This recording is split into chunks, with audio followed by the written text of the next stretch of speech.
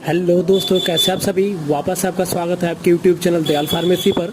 दोस्तों, आज का टॉपिक है कफ सिरप के बारे में, बच्चों के कफ सिरप के बारे में, जो कि मार्केट में आपको टिक्सीलिक्स कफ सिरप के नाम से मिल जाती है।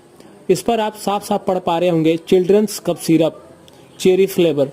यह दवा एबॉट की तरफ से टिक्सीलिक्स के नाम से यह कफ सिरप आपको मार्केट में मिल जाती है, जो कि डेक्सामेथोफेन हाइड्रोब्रोमाइड एंड क्लोरोफेनामाइन मैलिएट सिरप जिसमें ड्रग है, और यह मार्केट में आपको टिक्सीलिक्स ब्रांड नेम से आपको बाजार में फार्मेसी स्टोर से मिल जाती है, जो कि बच्चों में होने वाली खांसी को ठीक करने में यह दवा बेहद ही कारगर साबित होती है।